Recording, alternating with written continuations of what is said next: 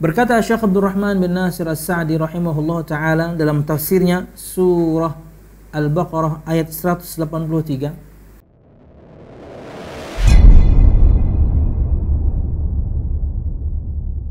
Bismillahirrahmanirrahim. Assalamualaikum warahmatullahi wabarakatuh. Innal hamdalillah nahmaduhu wa nasta'inuhu wa nastaghfiruh ونعوذ بالله من شرور أنفسنا ومن سيئات أعمالنا من يهده الله فلا مضل له ومن يضلل فلا هادي له أشهد أن لا إله إلا الله وحده لا شريك له وأشهد أن محمدا عبده ورسوله قال الله تعالى في القرآن الكريم أعوذ بالله من الشيطان الرجيم يا أيها الذين آمنوا اتقوا الله حق تقاته ولا تموتن إلا وأنتم مسلمون يا أيها الناس اتقوا ربكم الذي خلقكم من نفس واحدة وخلق منها زوجها وبث منهما رجالا كثيرا ونساء واتقوا الله الذي تساءلون به والأرحام إن الله كان عليكم رقيبا يا أيها الذين آمنوا اتقوا الله وقولوا قولا سديدا يصلح لكم أعمالكم ويغفر لكم ذنوبكم ومن يطع الله ورسوله فقد فاز فوزا عظيما فإن أصدق الحديث كتاب الله وخير الهدي هدي محمد صلى الله عليه وسلم وشر الأمور محدثاتها فإن كل محدثة بدعة وكل بدعة ضلالة وكل ضلالة في النار أما بعد. Al-Musyahidun Al-Kiram, para pemirsa yang dirahmati Allah Subhanahu wa ta'ala, alhamdulillah, segala puji dan syukur marilah kita haturkan kepada Allah Subhanahu wa ta'ala.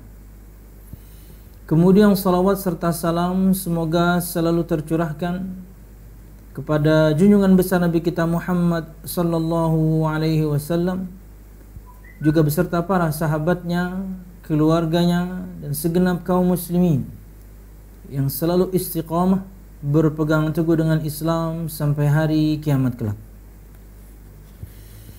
Al-Musyahidun Al-Kiram, para pemirsa yang dirahmati Allah Subhanahu wa ta'ala, pada kesempatan pagi hari ini insyaallah kita ingin membahas satu tema berkaitan dengan 10 keutamaan puasa di bulan Ramadan. Sebelum masuk pada keutamaan-keutamaan tersebut, yang tentunya kenapa kita membahas sebuah keutamaan dari suatu amal agar kita termotivasi untuk melakukannya. Selain tentunya kita tahu hukumnya wajib, kita akan sebutkan muqaddimah tentang kewajibannya. Maka berkata Al-Imam Ibnul Qayyim Al-Jauziyah rahimahullah, kenali fadilah sebuah amal, niscaya Anda akan bersemangat menjalankan amal tersebut. Artinya itulah tujuan dari pengajian pada kesempatan pagi hari ini insyaallah. Mengenal fadilah, mengenal keutamaan sebuah amal, khususnya dan bahasan kita adalah puasa di bulan Ramadan, atau puasa secara umum sebenarnya, dan lebih khusus puasa di bulan Ramadan. Maka sebagai muqaddimah kita ingin menyebutkan dalil dari firman Allah Subhanahu wa taala, juga sabda Nabi Muhammad sallallahu alaihi wasallam berkaitan dengan kewajiban puasa ini. Allah Subhanahu wa taala berfirman dalam surah Al-Baqarah ayat 183, Ya ayyuhalladzina amanu kutiba alaikumus siyamu kama kutiba alal ladzina min qablikum la'allakum tattaqun. Yang artinya adalah, wahai orang-orang yang beriman, diwajibkan atas kalian untuk berpuasa sebagaimana diwajibkan atas orang-orang sebelum kalian juga berpuasa, agar kalian bertakwa. Berkata Syekh Abdul Rahman bin Nasir As-Sa'di rahimahullah ta'ala dalam tafsirnya, yukhbiru ta'ala bima manna bihi ala ibadihi bi annahu farada alaihimus siyam kama faradahu 'ala al-umam as-sabiqah li'annahu min asy-syara'i wal awamir allati hiya maslahatun lil khalqi fi kulli zaman wa fihi tansyitun li hadhihi al-ummah bi annahu yanbaghi lakum an tunafisu ghayrakum fi takmil al-a'mal wal musara'ati ila salih al-khisal wa annahu laysa min al-umuri al-thaqilah allati ikhtasaytum biha. ثم ذكر تعالى حكمته في مشروعية الصيام فقال لعلكم تتقون أي فإن الصيام من أكبر أسباب التقوى لأن فيه امتثال أمر الله واجتناب نهيه. Berkata Syekh Abdul Rahman bin Nasir As-Sa'di rahimahullah ta'ala dalam tafsirnya surah Al-Baqarah ayat 183, yukhbiru ta'ala bima manna bi ala ibadih. Allah subhanahu wa ta'ala mengkhabarkan atas nikmat yang Allah subhanahu wa ta'ala berikan kepada hambanya. Jadi sebelum kita masuk pada bahasan bahwasanya puasa yang dimaksudkan di sini, kata Syekh, ini sebuah kenikmatan. Allah mengkhabarkan kepada hamba-hambanya akan apa yang Allah subhanahu wa ta'ala berikan mereka nikmat, akan nikmat yang Allah subhanahu wa ta'ala berikan kepada mereka, bi annahu faradu alaihimus siyam, bahwasanya Allah subhanahu wa ta'ala mewajibkan pada mereka berpuasa. As-siyam, berpuasa, menahan diri dari segala sesuatu yang bisa merusak puasa, makanan, minuman, berhubungan badan suami istri dan lain-lain, min muftiratis shaum, dari hal-hal yang bisa membuka atau merusak puasa, dari terbit fajar sampai tenggelamnya matahari dengan niat.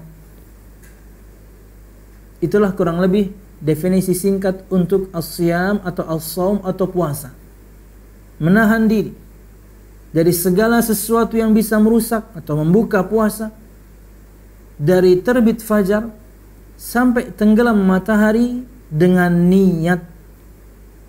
Artinya dari definisi ini kita tahu rukun puasa ada dua. Yang pertama, menahan diri dari segala sesuatu yang bisa merusak atau membuka puasa tersebut, makan, minum, dan lain-lain, dari terbitnya fajar sampai tenggelamnya matahari. Ini rukun yang pertama.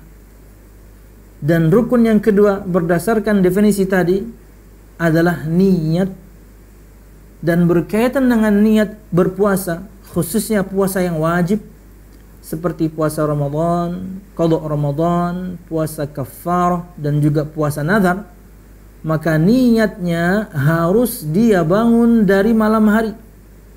Berdasarkan sabda Nabi Muhammad sallallahu alaihi wasallam, man lam yubayyitis siyama qabla al-fajri fala siyama lahu, kama qala sallallahu alaihi wasallam. Barang siapa yang tidak membangun niat puasanya dari malam hari sebelum terbitnya fajar, walaupun sesaat, yang penting sebelum terbitnya fajar dan ditandai dengan yakni kumandang azan, fala siyama lahu, maka tidak ada puasa untuknya. Artinya tidak sah. Penafian, peniadaan. Ini untuk puasa-puasa yang wajib, yaitu niatnya harus dibangun dari malam hari atau sesaat sebelum azan berkumandang. Tentunya itu adalah tanda dari terbitnya fajar. Jadi puasa ini adalah nikmat dari Allah subhanahu wa ta'ala, kata Syekh. Bi annahu faradu alaihimus siyam. Allah subhanahu wa ta'ala mengkhabarkan kepada hambanya akan nikmat yang Allah subhanahu wa ta'ala berikan. Apa itu? Allah mewajibkan kepada hambanya berpuasa, menahan diri dari segala sesuatu yang bisa merusak puasa, dari terbit fajar sampai tenggelam matahari dengan niat. Nikmat dari Allah subhanahu wa ta'ala. Walaupun tentunya di saat yang sama ini adalah ujian yang berat, apalagi untuk sebagian yakni kaum muslimin mungkin yang baru masuk Islam, yang bisa jadi sebelumnya belum pernah melaksanakan yang namanya puasa. Syukurnya kita di Indonesia dan tentunya juga yakni negara-negara di sekitarnya, yakni panjangnya siang itu stabil ya dalam yakni atau selama ini kita berpuasa ya segini-gini aja gitu pengwaktuannya. Katakanlah misalnya yakni jam 6 sampai jam 6 lagi, atau jam 5 sampai jam 6, segitu-gitu aja. Di negeri yang lain tentunya ketika iklimnya berbeda, ada yang yakni fajar menyingsing jam 3 subuh dan kemudian mataharinya tenggelam jam 9 malam. Artinya puasanya jauh lebih lama. Maka bersyukurlah kepada siapapun di antara kita yang tinggal di satu negeri pengwaktuannya stabil, ya segini-gini aja, kurang lebih yakni 12 jam. Berat memang untuk orang yang belum pernah puasa sebelumnya, tapi insya Allah bisa. Dan tentunya yakni untuk kaum muslimin agar melatih anak-anaknya untuk berpuasa. Memang belum wajib untuk mereka, tapi bermanfaat untuk mereka latihan itu. Dan latihannya ya puasa full. Dari terbit fajar sampai tenggelam matahari. Kalau kemudian mereka tidak tahan, ya sudah berarti batal. Jangan sampai kita mengajarkan kepada anak-anak kita sesuatu yang tidak diajarkan Nabi Muhammad SAW. Adzan zuhur berbuka, nanti lanjut lagi anak. Enggak, Anda tidak mengajarkan syariat namanya. Ajarkan dia dari terbit fajar sampai tenggelam. Ketika tidak mampu, ya sudah berarti batal dia. Besok coba lagi anak, siap bah. Tapi mengajarkannya full. Al-Musyahidun al-Kiram, yakni kemudian kita lanjutkan perkataan Syekh, kama faradahu 'ala al-umam as-sabiqati li'annahu min asy-syara'i wal awamir allati hiya maslahatun lil khalqi fi kulli zaman.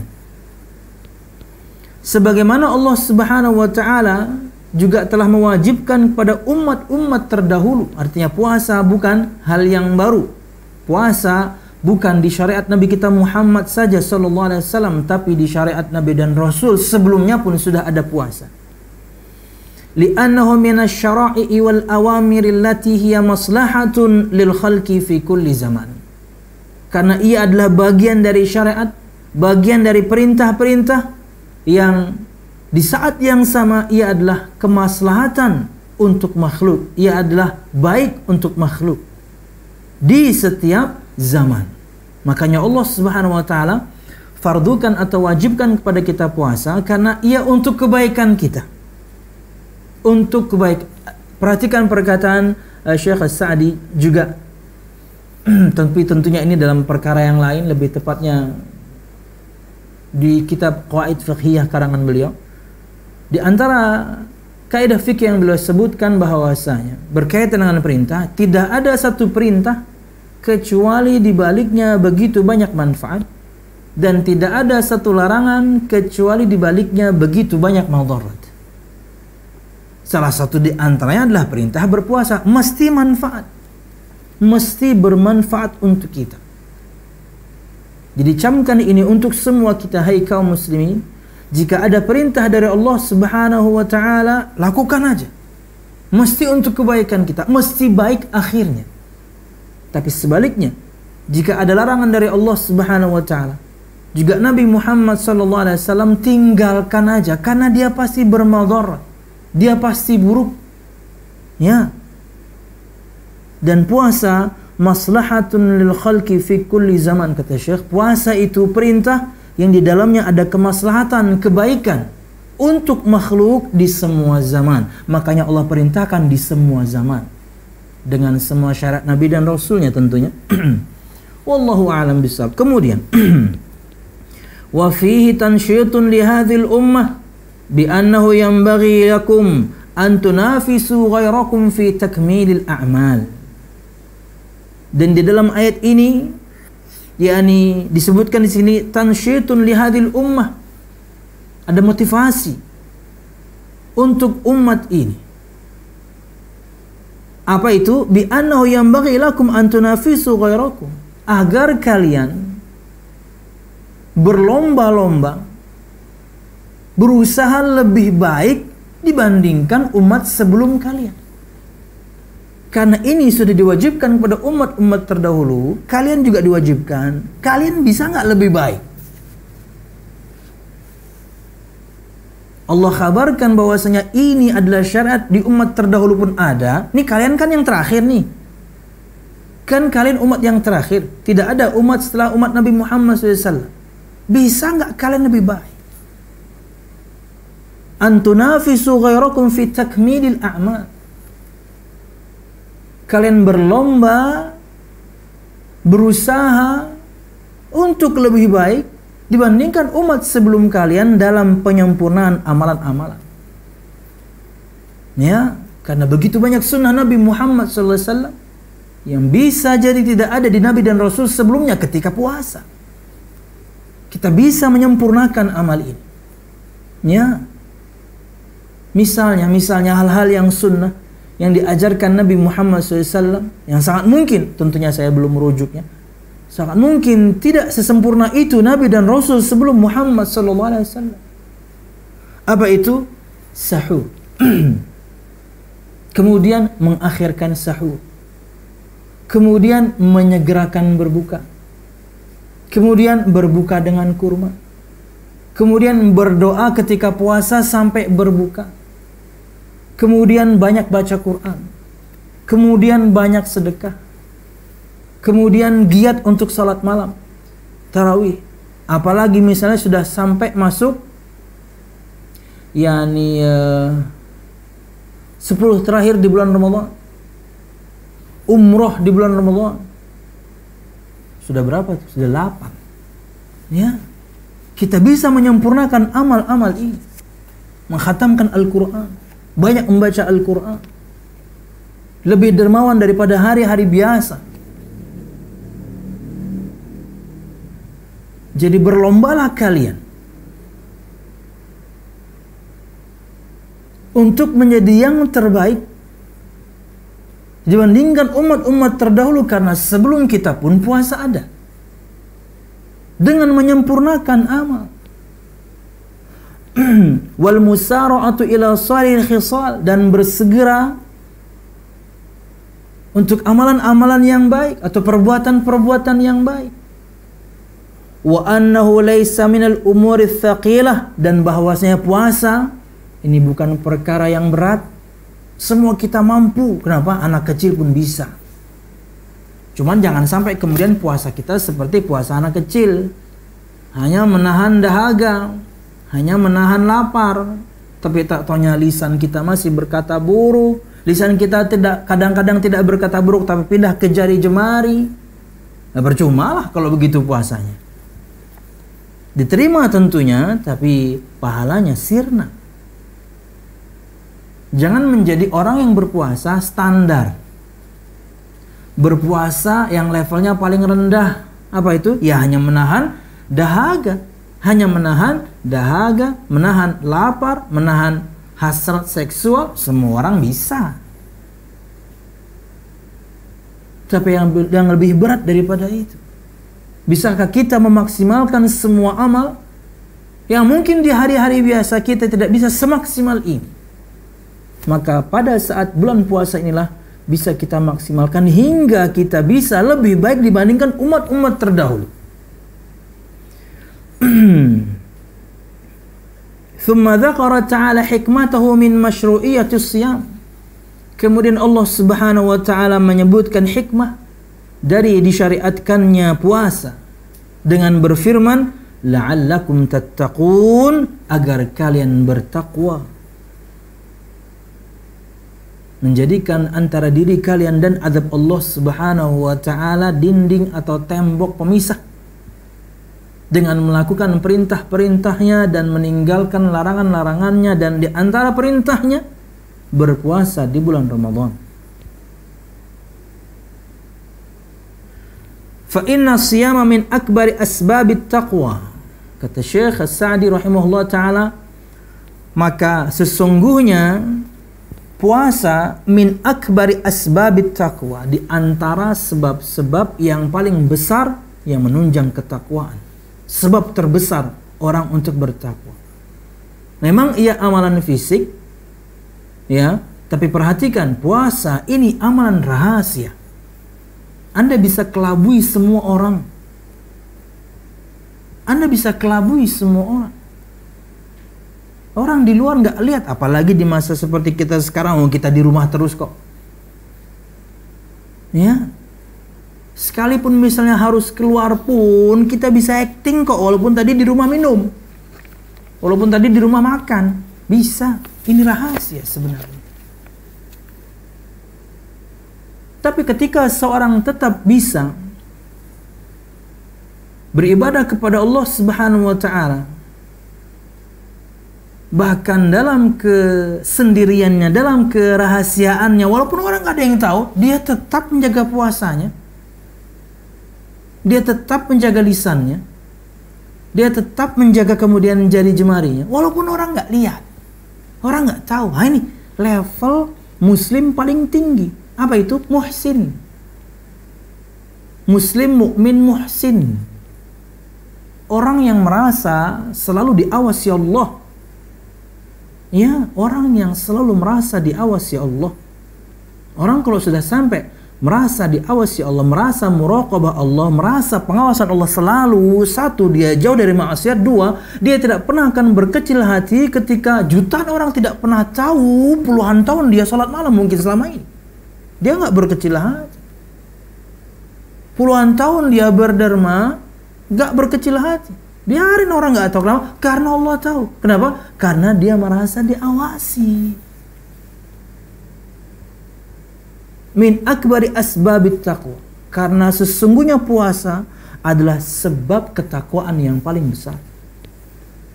Karena ia amalan rahasia, amalan fisik dan amalan rahasia. Anda bisa berbohong, Anda bisa mengelabui orang lain, tapi subhanallah tetap Anda beribadah walaupun orang nggak lihat.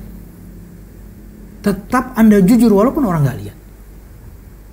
Bagaimana tidak sebab ketakwaan? Bagaimana dia bukan sebab ketakwaan, dia bahkan sebab ketakwaan yang paling tinggi.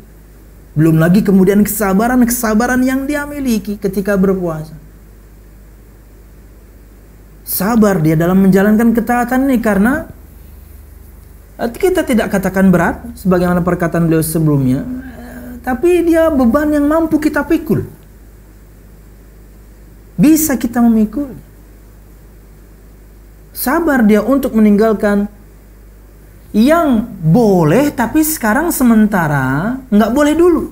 Bayangkan bagaimana sabarnya kaum muslimin.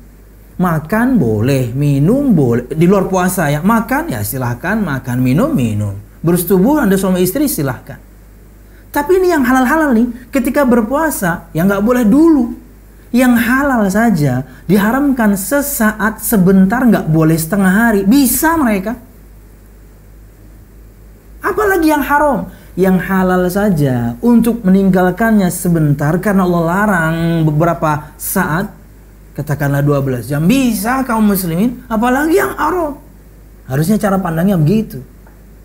Dan harusnya ini bermanfaat sampai keluar Ramadan. Kenapa? Ketika Ramadan yang halal saja tapi Allah harangi sebentar, nggak boleh sebentar, kita bisa. Apalagi yang haram, lebih bisa. Wallahu a'lam bishawab. Li'anna fihi imtithalu amrillah wa ijtinabu nahyih. Karena di dalam puasa itu adalah bentuk praktek kita, yakni melakukan perintah Allah dan meninggalkan larangannya. Wallahu a'lam bishawab. Al-musyahidun al-kiram, dari sabda Nabi Muhammad sallallahu alaihi wasallam dikeluarkan oleh Imam Al-Bukhari dan juga Muslim, Nabi Muhammad sallallahu alaihi wasallam bersabda, "Bunyal Islam wala khamsin, syahadati an la ilaha illallah wa anna Muhammadar Rasulullah wa iqamis salah wa ita'iz zakah wal haji wa shaumi Ramadan." Yang artinya adalah Islam dibangun di atas 5 pondasi, 5 pilar. syahadat la ilaha illallah Muhammad Rasulullah, mendirikan salat, mengeluarkan zakat, berhaji ke Baitullahil Haram, di hadis yang lain jika mampu, dan berpuasa di bulan Ramadan. Perhatikan perkataan Imam Ibn Rajab. Kata beliau, wal maqsudu tamthilul islami bibunyan wa da'aimil bunyan hadhil khams fala yathbutul bunyanu biduniha wa baqiyatu khisalil islam katatimmatil bunyan. Kata beliau, maksud dari sabda Nabi Muhammad SAW adalah memberikan permisalan metafora bahwasanya Islam ini layaknya sebuah bangunan atau rumah. Maka puasa ini salah satu di antara tiang-tiang atau pilar-pilar rumah itu, pondasi. Fala yathbutul bunyanu biduniha. Maka bangunan itu, rumah itu tidak pernah akan terbangun, tidak pernah akan tegak kecuali dengan semua pondasinya. Puasa salah satunya. Dan rukun Islam sisanya itu pondasi yang lain. Fa'idha faquda minha syai'un naqasal bunyan. Maka apabila hilang salah satu di antara pilar ini, kuranglah bangunan itu, enggak lengkaplah bangunan itu, yang akhirnya roboh. Kalau kita berbicara metaforanya seperti rumah dan bangunan, ya hancur. Mungkin miring dulu, habis itu baru tenggelam. Karena kita berbicara di Banjarmasin, miring dulu, baru kemudian tenggelam karena tanah gambut.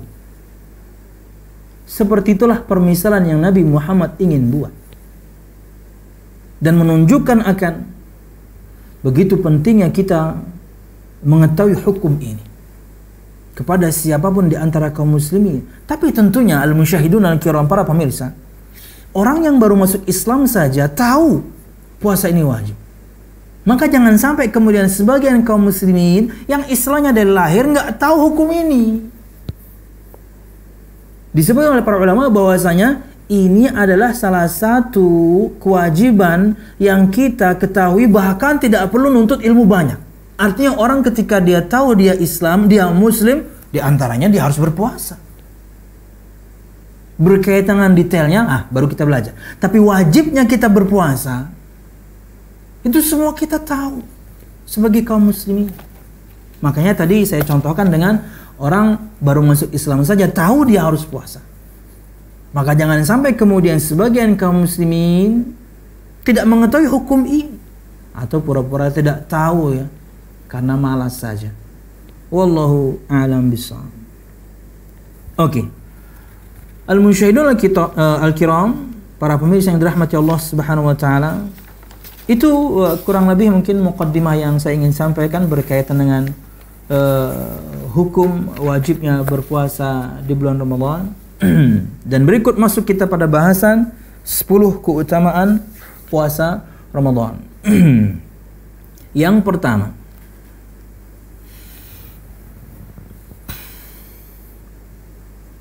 ampunan dan pahala yang sangat besar bagi orang yang berpuasa. Ada ampunan dan pahala yang sangat besar bagi orang yang berpuasa. Ini keutamaan. Ini keutamaan orang yang berpuasa. Umum tentunya, apalagi kemudian kita sedang di bulan Ramadan, maka pembahasannya khusus. Allah Subhanahu wa taala berfirman dalam surah Al-Ahzab ayat 35. Innal muslimina wal muslimati wal mu'minina wal mu'minati wal qanitina wal qanitat was sadiqina was sadiqat was sabirina was sabirat wal khashiina wal khashi'at wal mutasaddiqina wal mutasaddiqat was saimina was saimat wal hafidhina furujahum wal hafidhat wal dhakirina Allah katsiran wal dhakirat a'addallahu lahum maghfiratan wa ajran 'azima.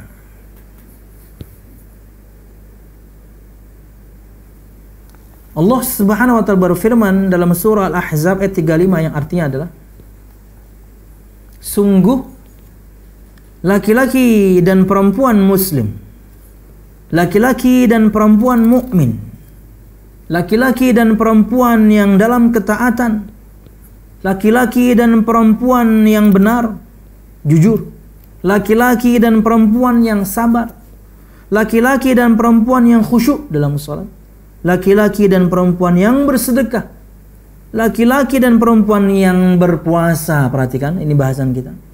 Dan laki-laki dan perempuan yang memelihara kehormatannya, farjnya.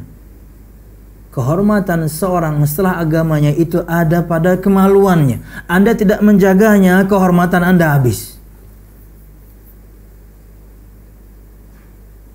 Laki-laki perempuan yang menjaga dan memelihara kehormatannya. Dan di antara cara memelihara kehormatan, menikah. Laki-laki dan perempuan yang menyebut nama Allah, berzikir. Perhatikan, ini yang kita bahas. A'addallahu lahum maghfiratan wa ajran 'azima. Allah telah menyediakan untuk mereka ampunan dan pahala yang besar. Ini keutamaan yang luar biasa. Allah sebutkan tentunya tadi begitu banyak amal. Laki-laki perempuan dengan banyak amal. Salah satu di antaranya adalah yang berpuasa. Di ujung ayatnya Allah Subhanahu wa taala menyebutkan Allah telah menyediakan untuk mereka yang berpuasa, di antaranya adalah ampunan dan pahala yang besar. Dua hal yang sangat kita butuhkan tentunya. Kita banyak dosa, kita perlu ampunan. Kita ingin masuk surga dengan level yang tertinggi, kita ingin pahala.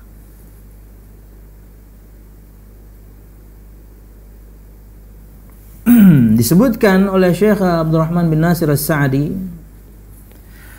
a'addallahu lahum ay li haula'il mawsufina bitilka sifatil jamilah, yaitu Allah Subhanahu wa taala menyiapkan untuk mereka yang memiliki sifat yang tadi.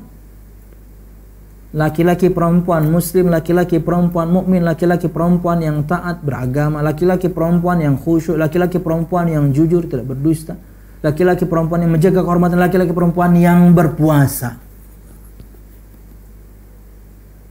Bil maghfirah ay lidzunubihim. Allah siapkan untuk mereka ampunan. Atas apa? Atas dosa-dosa mereka.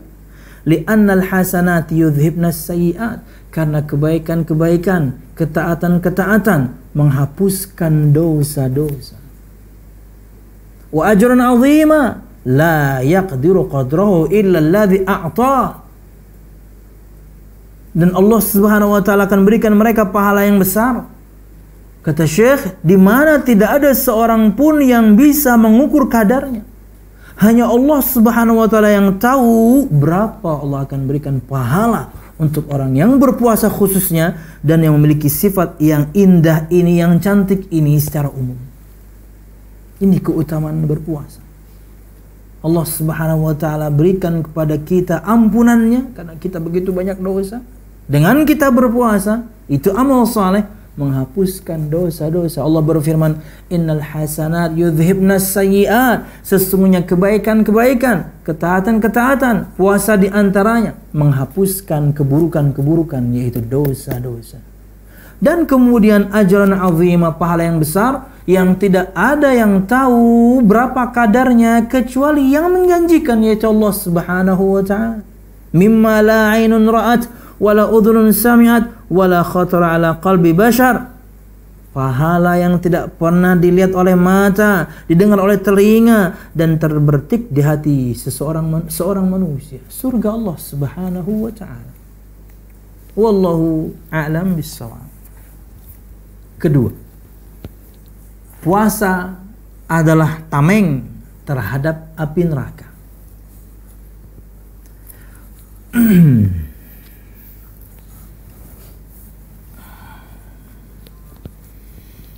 Diriwayatkan oleh Imam Al-Bukhari juga Muslim, Nabi Muhammad sallallahu alaihi wasallam bersabda, "As-siyamu junnatun, fa idza kana yaumu shaumi ahadikum fala yarfuth wala yaskhab, fa in sabbahu ahadun aw qatalahu falyaqul inni imru'un sha'im." keutamaan puasa yang kedua.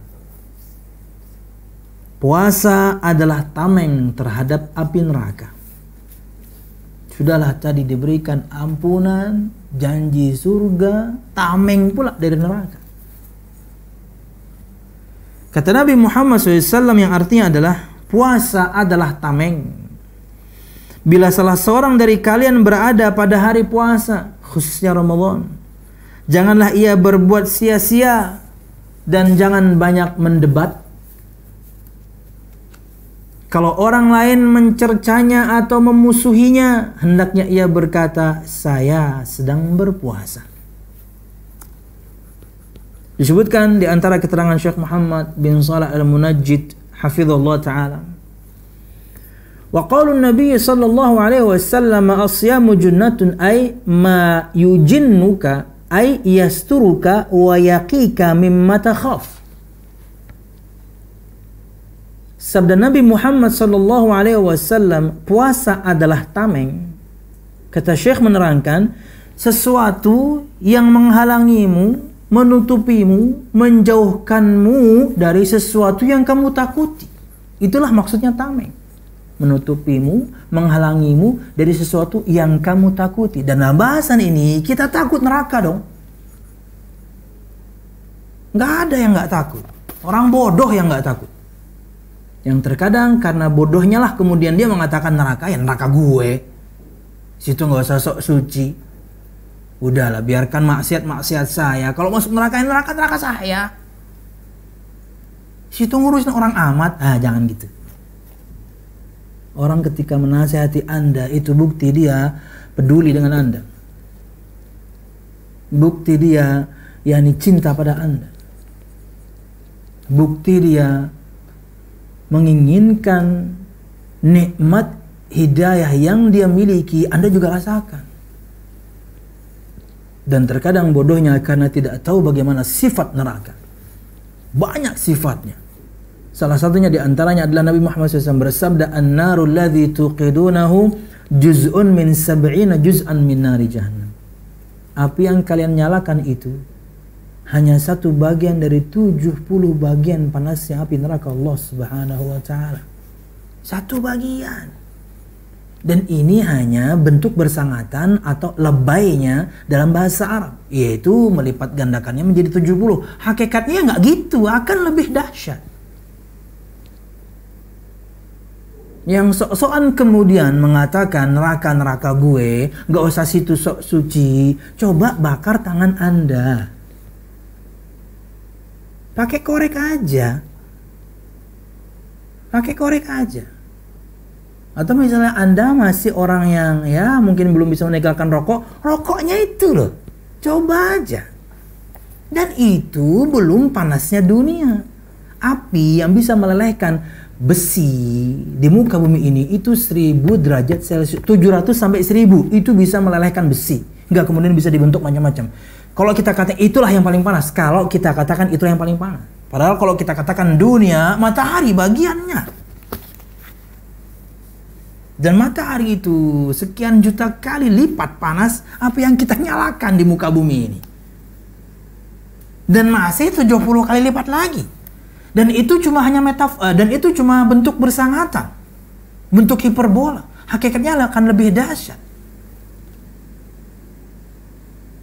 Tidakkah Anda membaca firman Allah Subhanahu wa taala di antara sifat api neraka Allah Subhanahu wa taala, allati tattali'u 'alal afidah. Membakarnya itu langsung sampai ke jantung.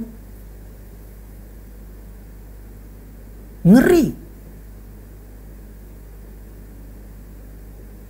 Jangan pernah remehkan ancaman neraka Allah Subhanahu wa taala. Dan puasa yang sedang kita bahas ini tameng untuk api neraka. Maka berpuasalah. Umum tentunya puasa apapun dan lebih khusus puasa di bulan Ramadan.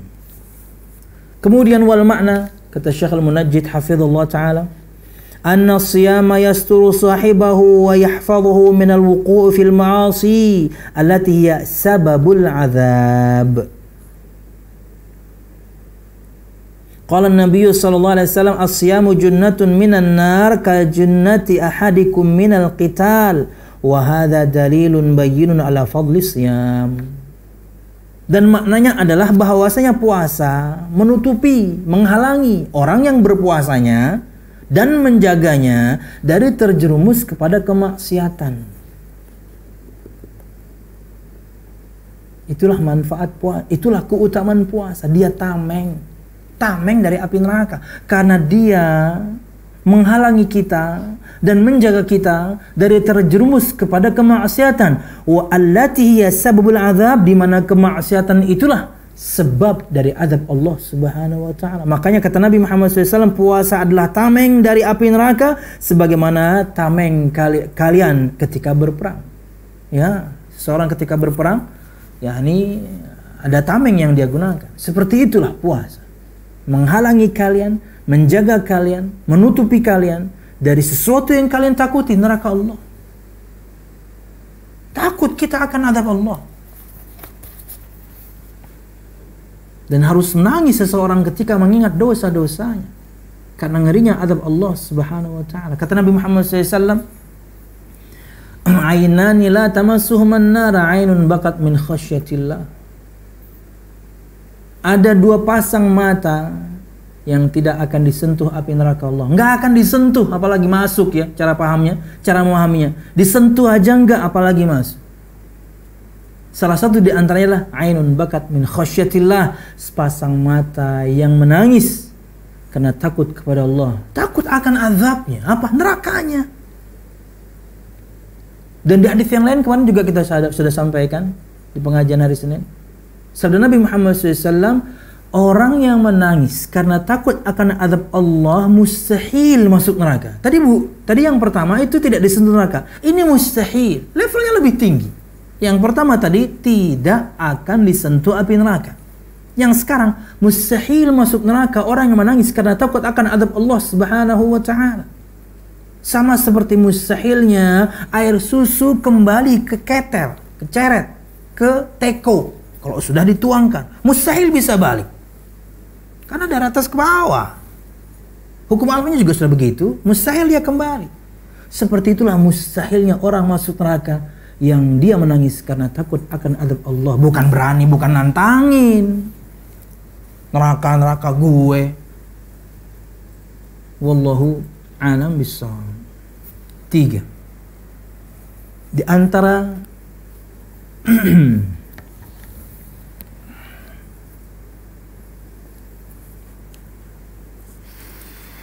keutamaan puasa adalah pemutus syahwat.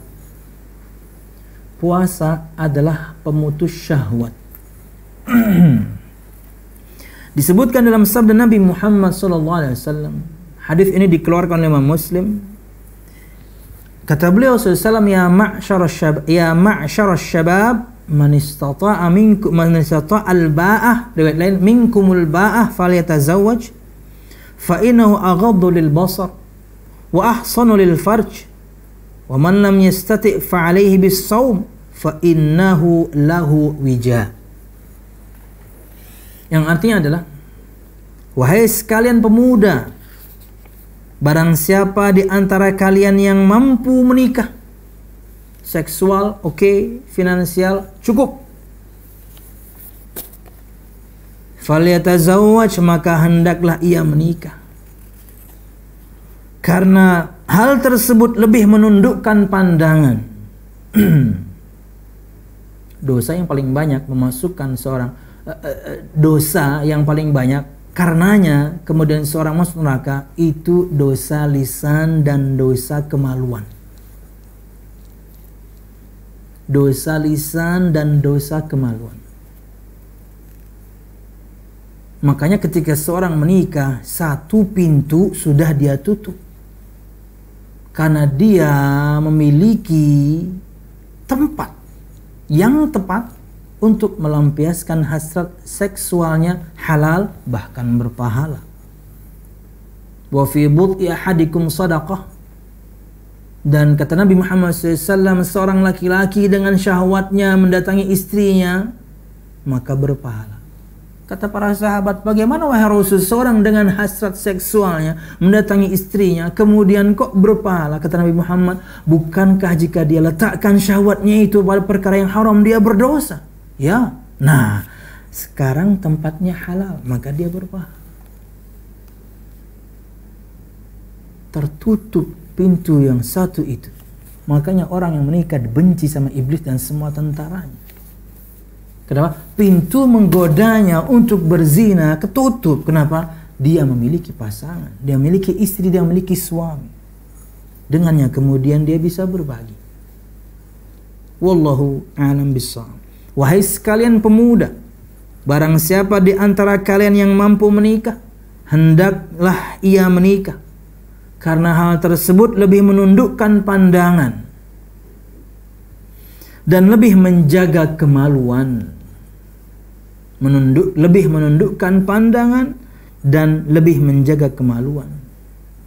Itulah keutamaan menikah. Dan barang siapa yang belum mampu, mungkin seksual oke, fit, tapi mungkin finansial belum, hendaklah ia berpuasa. Karena sesungguhnya puasa itu adalah pemutus syahwatnya. Ya jamaah al-musyahidun al-kiram, karena berpuasa membuat aliran darah kita ini menyempit, dan syaitan itu bisa mengalir di aliran darahnya anak Adam. Dalil tentunya di antara dalil yang menunjukkan bahwasanya basicnya syaitan itu dia rohani dan kemudian kecil. Kenapa? Karena bisa mengalir di aliran darahnya manusia, kecil dia. Terus kita puasa, menyempit lagi. Itulah yang dimaksudkan dengan pemutus syahwat. Secara bahasa perhatikan wija. Wija fi qawlihi sallallahu alaihi wasallam fa'alaihi bis-sawmi fa innahu lahu wija. Al-wija fil asli raddul khasiyataini lil fahli min al-an'ami wa nahwiha wa bihi tabtulu syahwah al-hayawaniyah indahu. Wija dalam sabda Nabi Muhammad SAW, fa innahu lahu wija, karena sesungguhnya puasa itu adalah pemutus syahwat untuknya. Terjemahannya pemutus syahwat. Wija kata para ulama, asal kata wija itu adalah artinya raddul khasyatainil fahli minal an'am wa nahwiha. Bisa maknanya memotong, bisa maknanya memukul. Apa itu? Buah zakar yang dimiliki oleh jantannya binatang ternak. Onta kah, sapi kah, kambing kah. Buah zakarnya dipotong, buah zakarnya dipukul. Kemudian wabihi tabtulu syahwah al-hayawani indahu, dan kemudian akhirnya syahwatnya hilang. Bisa kita terjemahkan kebiri. Akhirnya syahwatnya hilang. Akhirnya kemudian semua yang dia makan, wah, jadi daging. Akhirnya gemuk. Oh, kucing aja dikebiri jadi gemuk. Binatang ternak juga demikian. Tapi syahwatnya hilang. Itulah makna wija sebenarnya. Lafaz itu yang Nabi Muhammad gunakan. Wal muradu bil wija fil hadits at-tashbihu bihi. Anna as-sawma yakunu li sahibihi kal wija alladhi yud'ifu syahwatahu wa yubtiluha yawma sawmi. Inilah yang dimaksudkan dengan sabda Nabi Muhammad. Beliau memberikan permisalan tashbih, bahwasanya puasa itu untuk para pelaku puasanya seperti wija. Diputus syahwatnya seperti dikebiri dia. Tapi bukan berarti kemudian hilang, tidak kok. Cuman yud'ifu syahwatahu, dilemahkan syahwatnya, akhirnya kemudian yakni melemah syahwatnya. Akhirnya kemudian aman lagi kehormatannya. Karena dia secara finansial belum kuat, maka dia berpuasa. Karena berpuasa pemutus syahwat. Bukan putus sama sekali, diturunkan. Jadi ini tips dan ini keutamaan Dan di saat yang sama ini solusi untuk siapapun yang belum menikah. Wallahu a'lam bishawab. Wallahu a'lam bishawab. Ia adalah pemutus syahwat. Itulah keutamaan puasa yang ketiga. Yang keempat di antara keutamaan puasa, orang yang berpuasa mendapat ganjaran khusus di sisi Allah Subhanahu wa ta'ala. Ganjaran khusus, pahala khusus. Perhatikan firman Allah Subhanahu wa ta'ala dalam surah Az-Zumar ayat 10. Innama yuwaffas sabiruna ajrahum bighairi hisab. Yang artinya adalah sesungguhnya hanya orang-orang yang bersabarlah yang pahala mereka dicukupkan tanpa batas. Persis kayak sabda Nabi Muhammad SAW. Kesabaran orang yang berpuasa sudah kita sebutkan tadi di awal. Semua macam kesabaran ada pada puasa. Sabar menjalankan ketaatan, sabar meninggalkan kemaksiatan, sabar akan ketentuan Allah, takdir Allah. Kita harus merasakan rasa lapar dan haus ini. Sabar dia. Kata Nabi Muhammad SAW, kullu amal ibni Adam yudha'af. Al-hasanatu bi'ashri amthaliha ila 700 di'fin. Qala Allah azza wa jalla illa as-shaum fa innahu li wa ana ajzi bih. Kata Nabi Muhammad SAW, semua amal anak Adam itu akan dilipat gandakan.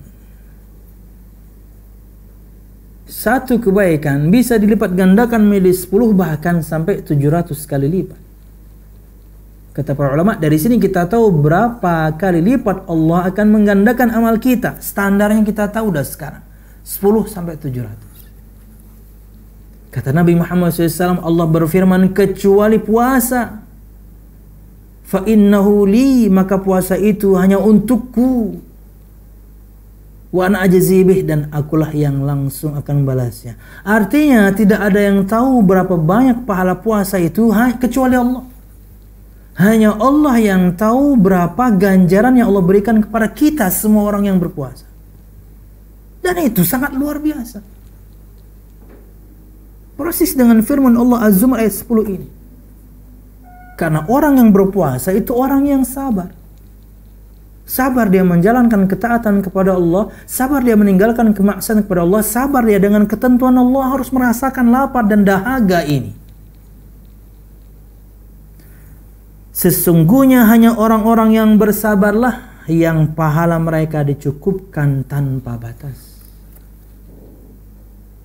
Dan sangat mungkin al-musyahidun al-kiram, pahala puasa inilah, walaupun ada khilaf dalam perkataan Imam Sufyan bin Uyainah berikut nih perkataan Imam Sufyan bin Uyainah, tapi tentunya ada khilaf. Beliau di antara yang berpendapat bisa jadi pahala puasalah yang menyelamatkan kita dan memasukkan kita ke surga Allah. Kenapa? Karena pahala yang lain udah habis diambil oleh orang-orang yang kita zalimi ketika di dunia. Bayar sana, bayar sini, berikan sana, berikan sini, habis, bangkrut. Walaupun ya, kenapa ada khilaf? Karena disebutkan di sebelahnya juga ada pahala puasa sebenarnya juga di situ. Tapi kata beliau, berdasarkan firman Allah dalam hadits qudsi yang tadi, kecuali puasa, maka puasa itu untukku dan akulah yang akan balas. Kata beliau, sangat mungkin seorang kemudian masuk surga Allah karena pahala puasanya yang tak terhingga. Inilah keutamaan yang keempat. Orang yang berpuasa mendapatkan ganjaran khusus di sisi Allah Subhanahu wa taala, yaitu pahala yang tak terhingga. Bukan seperti poin pertama, ini lain lagi. Wallahu a'lam bishawab.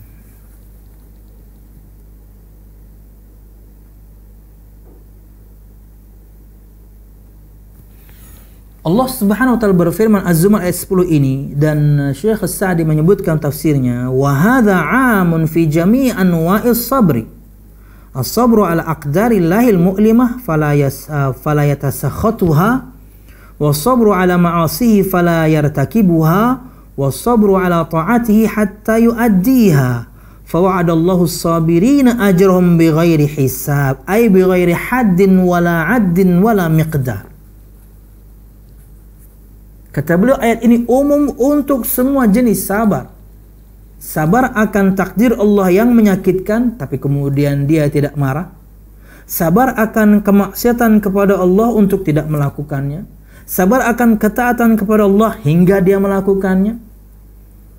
Maka Allah Subhanahu wa taala berikan dia janji pahala yang tak terkira, tak terhitung, dan tidak ada yang tahu kadarnya kecuali Allah Subhanahu wa taala. Dan orang puasa melakukan 3 jenis sabar ini. Wallahu a'lam bishawab. Yang kelima dan yang terakhir,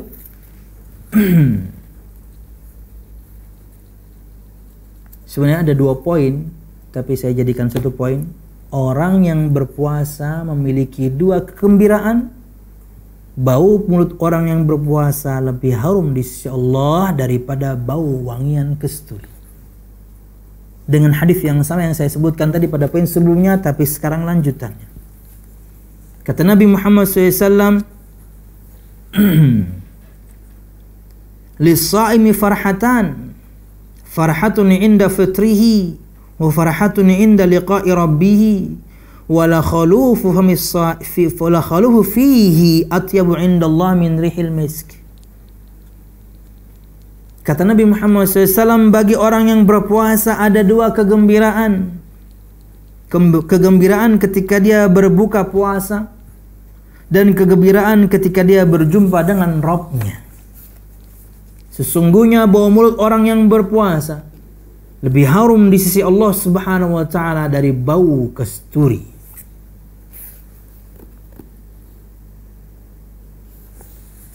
Kita tutup dengan perkataan Imam Ibn Rajab berkaitan dengan sabda Nabi Muhammad SAW, bagi orang berpuasa memiliki 2 kegembiraan.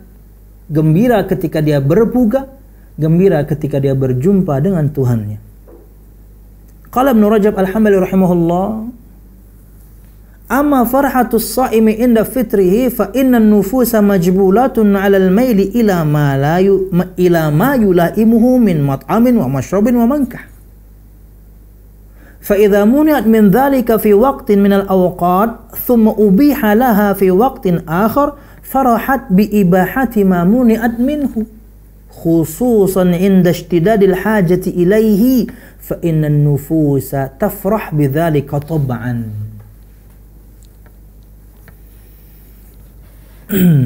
Maksud sabda Nabi Muhammad SAW yang pertama, bahagianya seorang yang berpuasa ketika dia berbuka, kata Syekh, karena hati dan jiwa ini tercipta dari sononya, memang condong kepada sesuatu yang dia sukai dan dia cintai, berkaitan dengan makanan, minuman, dan juga persetubuhan. Itu udah dari sononya. Maka apabila dilarang dari hal-hal tersebut untuk beberapa waktu, kemudian dibolehkan di waktu yang lain, apalagi kemudian dia sedang butuh kelaparan, kehausan, hasrat memuncak. Sekarang boleh karena kemudian sudah matahari sudah tenggelam, pasti bahagia. Seharian dia menahan haus, seharian dia menahan lapar, mungkin waktu itu juga hasratnya memuncak. Kemudian adzan maghrib berkumandang menunjukkan tenggelamnya matahari, pastilah seorang berbahagia, kata Syekh. Taba'an, pastilah seorang berbahagia. Wallahu a'lam bishawab. Kemudian berkaitan dengan kebahagiaan yang kedua, tentunya bau mulut orang yang berpuasa lebih harum di sisi Allah daripada bau wewangian kasturi. Tentunya bahagia berjumpa dengan Allah.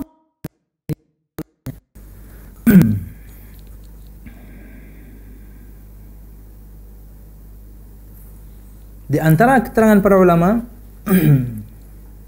wa qawluhu sallallahu atyab indallah min rihil misk, sungguh bau mulut orang yang berpuasa lebih harum di sisi Allah daripada bau kasturi.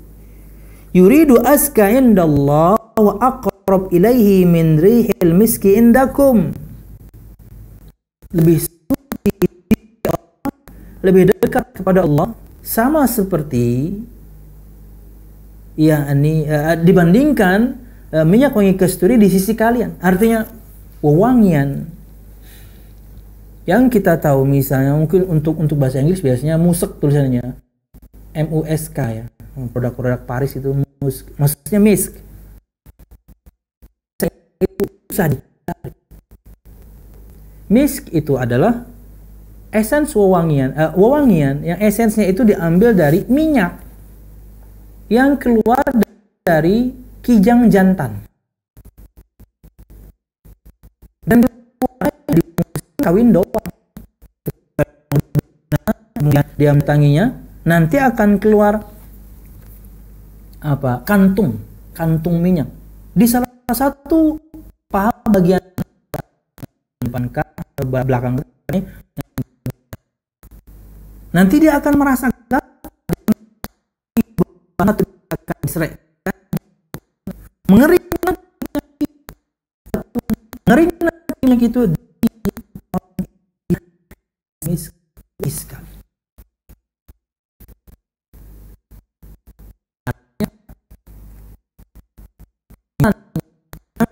Muhammad SAW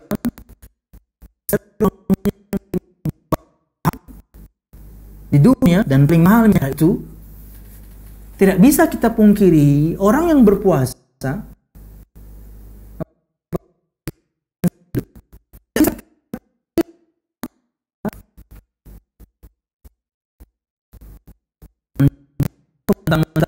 Anda memahami dalam tempat ini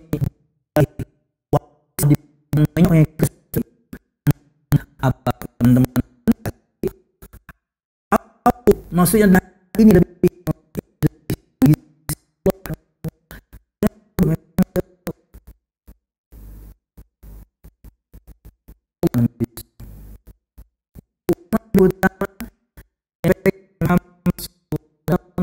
sudahi sampai situ dan mohon maaf diberkahi Allah subhanahu wa ta'ala. Kita masih utang 5 poin berarti ya. Insyaallah kalau ada waktu kita akan sambung di pertemuan yang lain.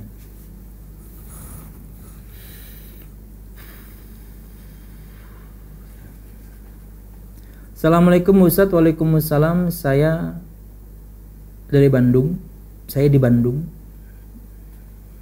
Sebutkan nama juga nggak apa-apa ya. Saya Andri dari Bandung. Saya bekerja di bidang layanan IT dan saat ini diberikan pilihan oleh atasan untuk bekerja di kantor atau juga bisa work from home. Dan salah satu cara mentaati pemerintah saat ini yaitu dengan berdiam di rumah untuk meminimalisir wabah yang terjadi saat ini. Bagaimana hukumnya jika saya memilih bekerja di kantor? Apakah saya termasuk orang yang tidak taat pemerintah? Karena jika ke kantor masih diberi tunjangan harian yang lumayan besar dibanding di rumah yang hanya mendapat gaji pokok saja. Karena di sisi lain ada kebutuhan untuk keluarga yang harus dipenuhi. Wallahu a'lam bishawab. Kalau saya mungkin di posisi Anda, saya tetap memilih di rumah. Ya. Karena kita tidak pernah tahu bahwasanya sampai mana wabah itu tersebar. Plus juga kalau pertanyaan apakah termasuk tidak taat pemerintah, maka jawabannya iya. Di kampus saja ya, di kampus lah, di Islamic University ya. Awal-awal kemudian disuruh di rumah itu ya. Ada sebagian mahasiswa bertanya kepada sebagian syekh, gimana kalau kami tetap sholat ke masjid? Masjidnya kampus, enggak ke Masjid Nabawi, enggak. Masjidnya kampus. Kata beliau, Anda berarti tidak taat pemerintah. Digituin sama syekh. Bayangin. Sholat itu bukan seperti Anda bekerja. Mati nih, apa nih? Sini kah? Wih, canggih juga ya. Oh, siap. Wallahu a'lam bishawab. Wallahu a'lam bishawab.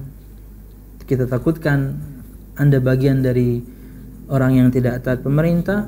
Ya, alhamdulillah masih dapat gaji ya, masih dapat gaji. Maka bekerjalah dari rumah. Lebih aman untuk Anda dan keluarga Anda. Kita tidak tahu umur sampai kapan. Mudah-mudahan masih panjang dan dengan itu kita bisa taat kepada Allah jauh lebih lama ya. Wallahu a'lam bishawab. Assalamualaikum Ustadz, minta saran Ustadz. Ulun dulu pernah tekun menuntut ilmu agama, tapi belakang ini mulai jarang dan ulun sadar ulun kurang ilmu agama. Berikan motivasi Ustadz supaya ulun bisa semangat lagi dalam menuntut ilmu agama dan supaya lebih cinta akhirat daripada dunia. Nah, ini masalah Anda ini. Sepertinya. Kenapa Anda mungkin sekarang mulai malas? Karena mungkin urusan duniawi Anda, ini Anda sedang diuji dalam urusan duniawi. Entah pekerjaan yang menghasilkan luar biasa hingga kemudian melalaikan. Jadi sudah terjawab di pertanyaan Anda sendiri. Karena kalau Anda mengatakan ingin balancing, nggak bisa. Nggak bisa.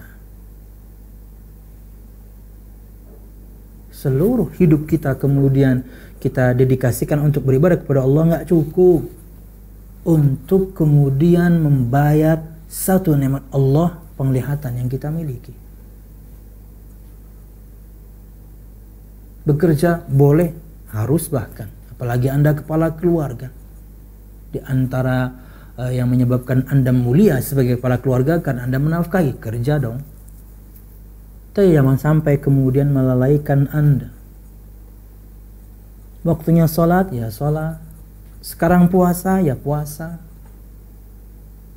Ada waktu untuk sekarang live streaming, nuntut ilmu.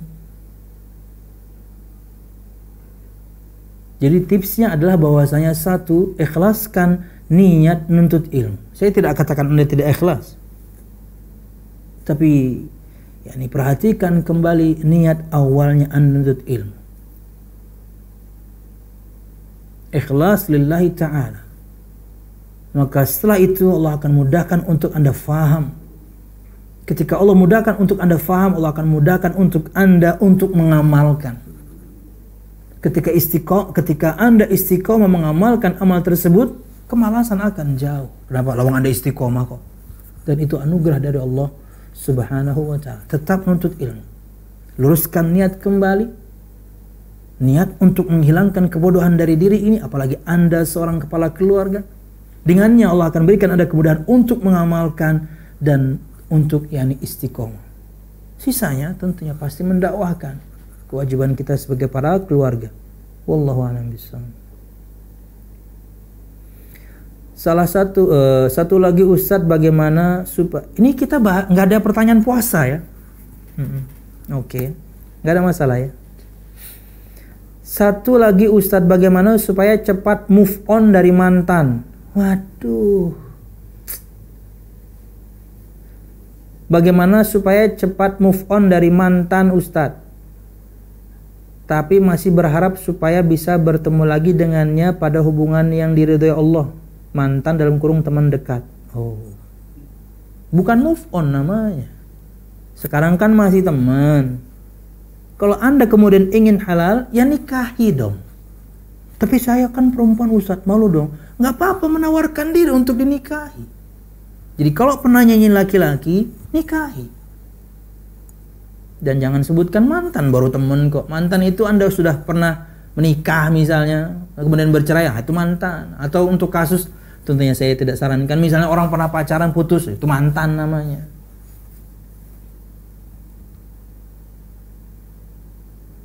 Wallahu a'lam bishawab. Dia hanya teman. Tapi kalau Anda sudah pertimbangkan dia adalah satu-satunya, bismillah. Anda laki-laki, nikahi dia. Anda perempuan, tawarkan diri untuk dinikahi. Itulah cara yang halal. Itulah bukti cinta. Apa itu? Menikah. Bukti cinta itu menikah, bukan bermaksiat. Wallahu a'lam bishawab. Assalamualaikum Ustaz. Waalaikumsalam. Saat puasa umat muslim diperintahkan untuk menahan lapar, dahaga dan syahwat. Pertanyaan, bagaimana hukumnya puasa seorang di bulan Ramadan yang bermesraan dengan pasangannya, bahkan sampai muncul syahwat tapi tidak sampai berjima? Tentunya mengurangi pahala puasa. Ya. Karena ini perkara yang dimakruhkan oleh para ulama. Mencumbu istri itu perkara yang dimakruhkan oleh para ulama. Apalagi untuk orang, apalagi dia muda dan mudah tergerak hasrat seksualnya, makruh. Kalau berbicara Nabi Muhammad nggak bisa. Kata Aisyah radhiyallahu anha, dan Nabi Muhammad adalah orang yang paling bisa menahan hasrat seksualnya SAW. Beliau ketika puasa pun, karena beliau kebiasaan beliau sun sayang istrinya setiap kali pamit mau ke masjid. Tapi kalau orang yang mudah tergerak hasrat seksualnya, bahkan mungkin hanya dengan sentuhan, no, tahan dulu. Tahan dulu.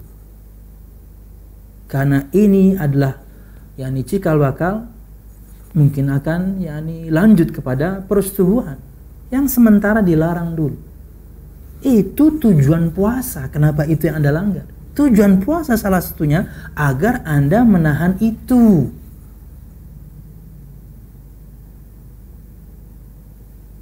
Kalau Anda pengantin muda wajar ya, tapi nggak bisa dikatakan wajar. Kenapa? Karena tujuan puasanya untuk nahan ini, maka tahan. Nanti adzan berkumandang silahkan. Buka puasanya dengan itu boleh, nggak pakai minum-minum silahkan, nggak ada masalah ya. Nah mati pulang pik.